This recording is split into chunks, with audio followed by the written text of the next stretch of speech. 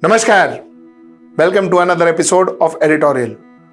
Bhartiya Janata Party has still to launch its manifesto. What did I hear? You're telling me that they have already launched it? I don't think so. They have not launched their manifesto yet, is what I believe. Let's talk about it. Let's get right into the show. Okay, so like I said, Bhartiya Janata Party has yet to launch their manifesto. Now, if a lot of y'all are telling me that no, I am unaware, I have no understanding, Bharatiya Janata Party has already launched it, then well, I have not seen it. Because what I saw that Bharatiya Janata Party members were standing and launching was Modi ki guarantee. It was not Bharatiya Janata Party ki guarantee. It was Modi ki guarantee. So, Modi ki guarantee is Bharatiya Janata Party ki guarantee, and Bharatiya Janata Party doesn't exist, has an identity of its own. It is Modi's identity. Is that what it is? So, Modi ki guarantee is what I saw, and the fact remains that right from independence and 1952 when our first election took place, till now, it has been a party's manifesto. After 1952 till now, it's the first time where it is a person's manifesto. It is Mr. Narendra Modi's manifesto. So therefore, I say that Bharatiya Janata Party has not launched its manifesto. Now, I have a few points here. Because you know what, I am not going to talk much about the manifesto. The reason I am not going to talk much about the manifesto is because I believe that the manifesto that has been made is a very lazy manifesto. The manifesto, it is not thought through, there is no much detail, there is nothing new. So it's a very lazy manifesto, and I am not going to talk much about it, though I'll mention a couple of points here and there. So I'm not going to spend today's editorial on that. What I'm going to spend today's editorial is that India now has to trust one person for our progress, for our lives, for our livelihoods, for our laws, for our future. 1%. 140 crore people has to look at one person as our future, as our messiah. Is this a part of a strategy? Is this intended? That there will be a 1% government and that 1% will decide everything? 140 crore will look at one person. And if that is a strategy, that is the reality, then what we are talking about is anarchy, is dictatorship, it's monarchy, call it by whichever name, because it's one person. If that one person dislikes something, then it is gone.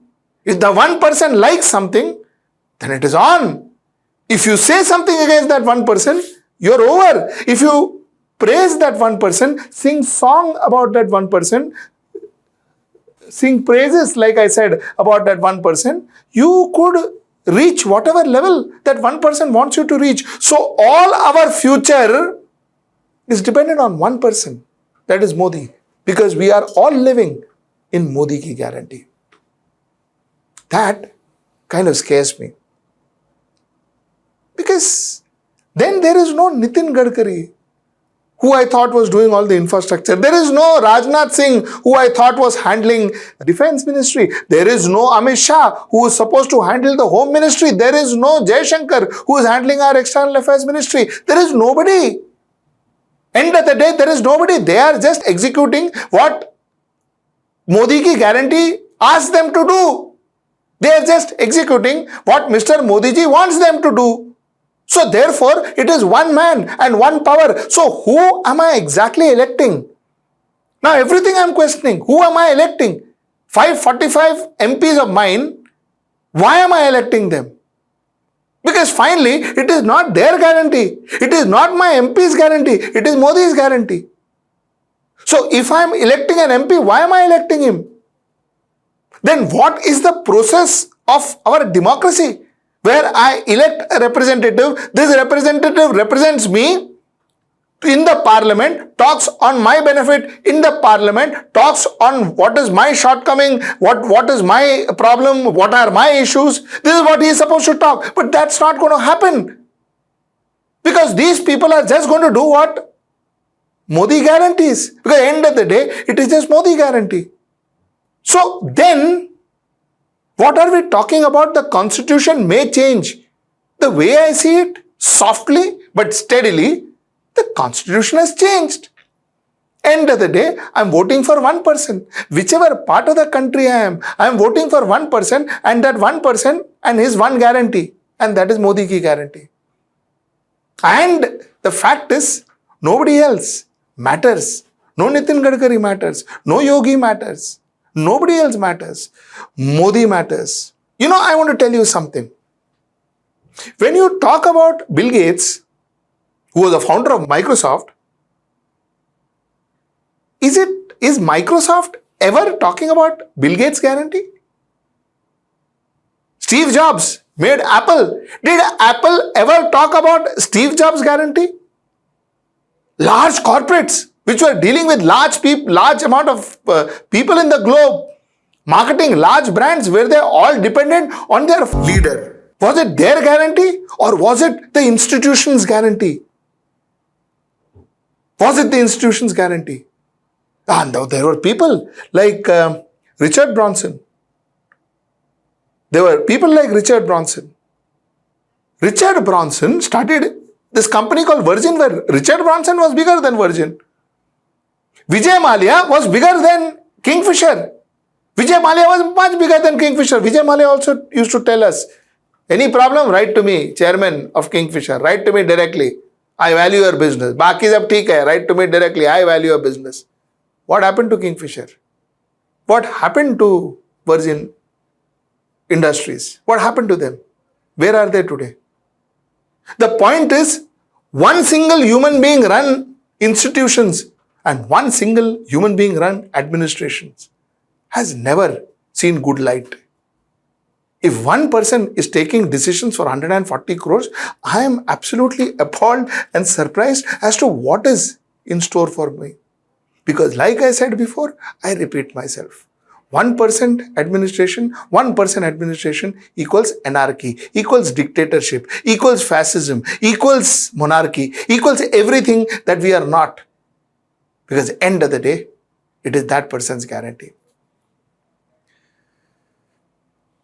Now, let me come to the last part of my editorial where I said I'm not going to spend much time because it's a lazy manifesto. Lazy manifesto, I understand.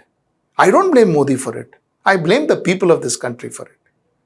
Lazy manifesto is because, like CSD's report said, 22% of India feels that the biggest work that Mr. Modi has done is build Ram Temple. Unemployment, health and economy doesn't really matter. Doesn't really matter. What happened during COVID or how many unemployed youth they are and how IITians are now not getting jobs. All this doesn't matter. We have the Ram Temple, no. We are happy with it. Why should Narendra Modi bother about creating a manifesto, working on a manifesto, researching a manifesto, deep diving into manifestos? Why?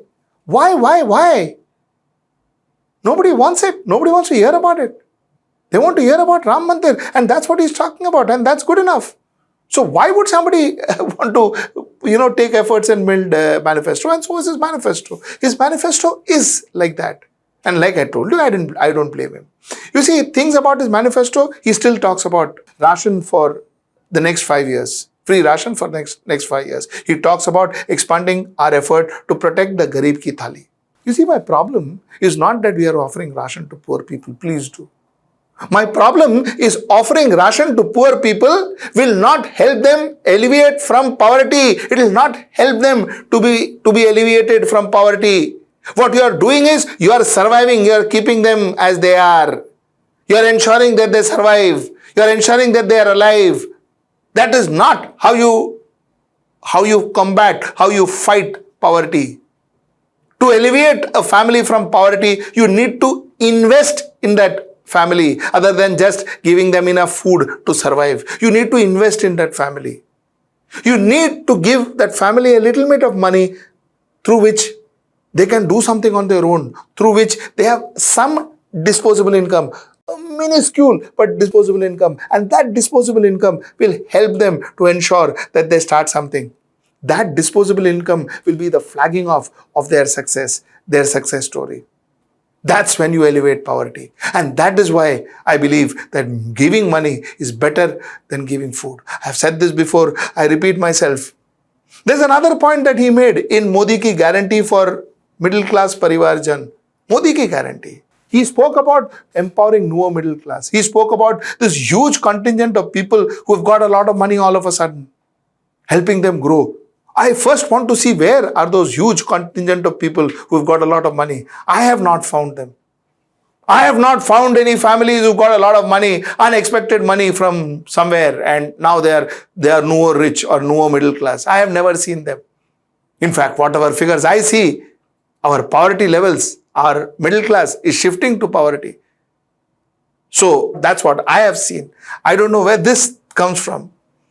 Modi ki guarantee for Nari Shakti. He speaks about women participating in votes. He speaks about 3 crore Lakpati Didis. He speaks about integrating women self-help groups in service sector. He speaks about a lot of things. Like I said, a lot of things that has been spoken about are good statements. Like I say, make me the Pradhan Mantri, make me the Prime Minister. I will give you good health. I will give you good education. I will give you good infrastructure. I will give you good salary, I will give you good money, I will give you good demand, I will give you good economy, I will give you good public relations, as in international relations, I will give you good neighbors, I will give you good everything, I will get food on the table, I'll get lots of food on the table. That's what I'm saying. That's what my manifesto, or that's what BJP manifesto more or less looks. But how? And if that was so easy, why didn't we do it in the last 10 years? You see, now, you can't blame Nehru and Gandhi, can you? Over, no? 10 years happened, no? Now it's your time.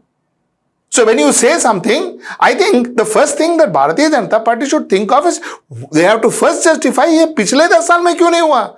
Why didn't this happen in the last 10 years? You will do it in the next 5 years, what you are saying, very good, happy. But why did it not happen in the last 5 years? Who is going to justify that? So these are the points that he spoke about. He spoke about Ayushman for senior citizens, Ayushman for facilitating knowledge sharing for senior citizens, delivering empowerment of senior citizens. He spoke about strengthening PM Fasal Bima Yojana, increasing MSP. PM Fasal Bima Yojana, the current Bima Yojana is not reaching the farmers. The current Bima Yojana is not reaching the farmers. There are a lot of reports that says that farmers have not got their current Bima Yojana. What are we strengthening? Let us strengthen what we have. Let us deliver what we promised. Then we talk about strengthening it. MSP. Are we implementing the Swaminathan report? Is that what's happening? Increase the MSP means what? What exactly? These are the questions that still remains. Like I told you, I'm just brushing through because, like I said, I am going to be a lazy anchor for a lazy manifesto. So call it, call it biased or call it being biased. That's not a problem. But the point that I want to really make is, listen, this is a lazy manifesto. So I'm going to be a lazy anchor trying to talk to you about a lazy manifesto. Simplifying compliance laws. This is for MSMEs. Empowering small traders and MSMEs with ONDC. That is, ONDC is Open Network Digital Commerce. And he talks about providing easy working capital. MSMEs, easy working capital. First, Mudra loan. What happened? How many MSMEs actually got? Please write down. Please write down. MSMEs who are watching me, write down. How many of you all got Mudra loans? 56 loans, 56-minute loans. I had spoken about it. Write down how many people have got. Where is the money? Where is that capital for MSMEs? Secondly, compliance. My God. You see, ease of compliance in India are for big companies, because big companies, nobody bothers to ask them. Nobody bothers to go to their doorstep. A small company, one miss, one error, one mistake in compliance, and you get notices after notices, fines after fines, and you are every second day, they threaten you of prosecution. You feel like you have committed some murder. This is reality. Tax terrorism is reality. Compliance terrorism is reality. You're scared. You're scared. Every day morning when you enter the office, you are scared whether you are going to listen, you are going to get one notice or another. And ease of business in India. I really ask you, Prime Minister, not for the sake of the people, but for your own sake, please send a small research team and actually find out what exactly is happening to MSME. Actually find out. MSMEs was destroyed with demonetization. Whatever was left of it, your GST destroyed it. And after MSMEs falling down, you are further beating it with your compliance. So, what are we talking about here? Let's talk about Modi ki guarantee Sabka Saath, Sabka Vikas, recognizing contribution of tribal communities, focus approach on tribal health, representation of OBC, ST, SC communities in the governance, so on and so forth. OBC, SC, ST communities in the governance, according to Bhartiya Janata Party, they are going to increase it. So that's what Modi ki guarantee for Vishwa Bandhu Bharat. It is Vishwa Bandhu Bharat. They are talking about first respondent Bharat. First respondent Bharat technically means that if there is any crisis in the world, we'll be the first to respond. Good. If that happens, excellent. Vaccination, we did a fairly decent job. So there I will kind of give him that mark. He did that. So yeah, I mean, first respondent Bharat is a good idea. Becoming a permanent member of UN Security Council. Permanent member of UN Security Council. How can we decide unilaterally that we become permanent member of United Nations Council? How can we decide that we will be UNNC ka permanent member? But it is like Congress saying that, I will make friends with Maldives, I will make friends with China. It's not unilateral decision. There are others who decides for us. I said that with Congress, I am saying that with Bhartiya Janata Party. What kind of commitment is this? And if this is the kind of commitment we are talking about, then how do one believe the rest of the commitment? ऐसा थोड़ी होता है. So that's two. Third is following neighborhood first policy. Following neighborhood first policy. Very good. Very good. Good idea. Good thought. Pakistan, not friendly. Nepal, not friendly. Sri Lanka, not friendly. Maldives, not friendly. Myanmar, well, blow hot, blow cold. Bangladesh, blow hot, blow cold. China, enemy. So what neighborhood first? Where is our neighborhood? Every neighbor kind of hates us. Every neighbor is kind of cut up with us. What neighborhood first policy? So, what you couldn't do in 10 years, we are saying that you will be doing it in the next 5 years. Did you identify where you went wrong? Sir, in the manifesto, had we said that, okay, 10 years, not 10 years, this is the things we did wrong. These are the 7 points we didn't achieve. These are 20 points we have not achieved. 10 years, we messed up. So now we are going to change. I would have accepted it. Because mess up, so even every government did mess up. So there's nothing unique to you. But when you are saying that, neighborhood first policy, sound and all it, right? It's like make in India policy, like, Beti Bachao, Beti Badhao policy and all that, these sounding good lines as an advertising guy. Wow, excellent. You are a very good copywriter. But the point is, how are you going to execute this? You haven't done that for the 10 years. How are you going to do it in the next 5 years? So that's the question I would ask you. Revitalizing Bharatiya civilizational monuments. Good. Bharatiya civilizational monuments revitalizing is good. But does that mean, is that going to be religious? Are those monuments going to be religious? I don't know, I'm asking. Are those monuments going to be religious? Or are those monuments going to be really Bharatiya monuments? Something I would really like to know. Modi ki guarantee from Surakshit Bharat, continuing a zero tolerance policy towards terrorism. See, I will have to give it to Modi because Modi government has maintained zero tolerance policy towards terrorism. To that extent, I will hand it over to Modi. As a right-wing government, this government has been very tough on terrorism. So, to that extent, good. If he is enhancing that, if he is ensuring that it will be made better, I'm okay. I'm good. I will believe him because he has done this before. Proviso, he doesn't use more drastic methods to kind of get peace. That's the point I would make. But otherwise, I would agree. Ensuring robust infrastructure along the borders, eliminating left-wing extremists. Eliminating left-wing extremists. See, if left-wing extremists, if he's talking about Maoist, if he's talking about Naxalites, yeah, it's all right. There should be. But I don't know, who would you call a left-wing extremist? Would any person who would dissent with a right-wing ideology, would he be considered left-wing extremist? Any person who says that possibly, sir, what you are doing is wrong, would be considered left-wing extremist? Any person who is against Bhartiya Janata Party, will that person be left-wing extremist? Sir, is that how it's going to be? If that's how it's going to be, then the other name to this would be to quash dissent. Otherwise, you are talking about left-wing extremist. Maoist, of course, that's a good thing. Implementation of CAA, mind you, implementation of CAA is maintained it, and it has been very specifically said. There is no NRC listed in this. There is no NRC spoken about this, but CAA, he has maintained this. Then he speaks about prosperous Bharat. He speaks about Bharat guarantee for global manufacturing hub. He speaks about Modi ki guarantee for quality education. Quality education, sir. Sir, you see, we have IITs, which is one of the best in the world. All that is good. We have AIIMS. We have AIIMS, which is one of the best healthcare system, one of the best hospitals in the world. The point is, all that is fine. What have we built in the last 10 years? Other than expanding the organization that we already had, which is okay, because somebody else built it, it was somebody else's thought, we just kind of gave more real estate to it. What have we done? You see, leadership is a big thing. Do we have an institution that teaches leadership? Big thing in the world. Political science, getting good professional politician is a big thing now. It's becoming career. Is there a world-class university to create good politicians? Sir, agriculture. We are an agrarian country. Sir, how many world-class level agricultural colleges do we have? Do we have that? Haven't our think tank thought about it? Because our think tank is busy changing NCERT books, sir. They're busy changing history.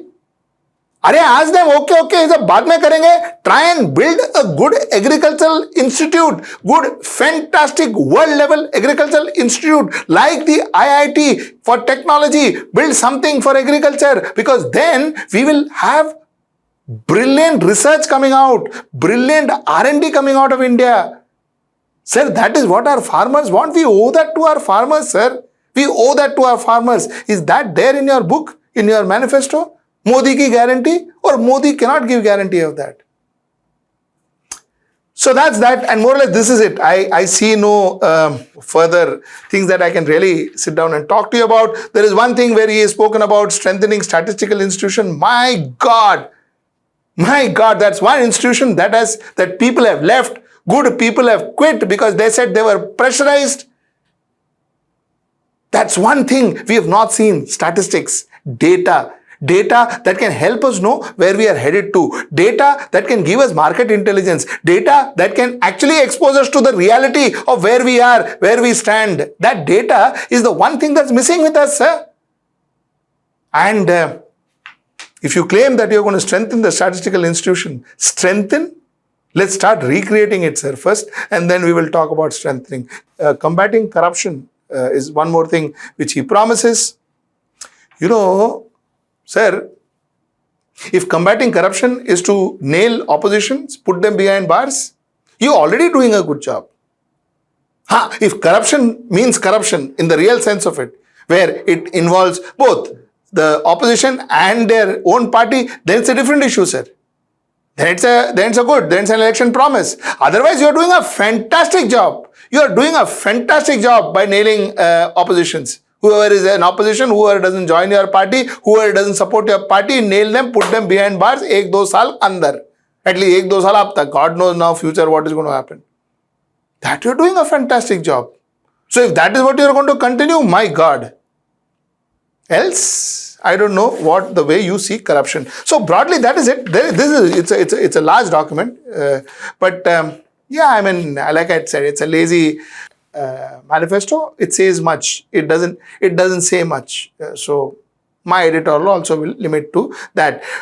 This is what I feel about the manifesto. This is what I feel about the concept of Modi ki guarantee. Modi ki guarantee, I feel like a king's guarantee. Modi ki guarantee, I feel as an authoritarian guarantee. Modi ki guarantee is something that I feel that our entire 150-40 crores looking up at one person to give us what we require, to ensure that it creates a future for us, to ensure that our lowest common denominator gets 2 square meal, 1%. We're looking at that 1%. The last such person I looked up was God. Now, with this kind of manifesto, I think we have one more person to look up to. This is what I understood from this manifesto. Till I see you next time. That's tomorrow at 10. Namaskar. Stay ahead with our cutting-edge news app. Instantly access the latest shorts in just 1 minute and breaking news in just 50 words. Download now for a smarter, faster news experience.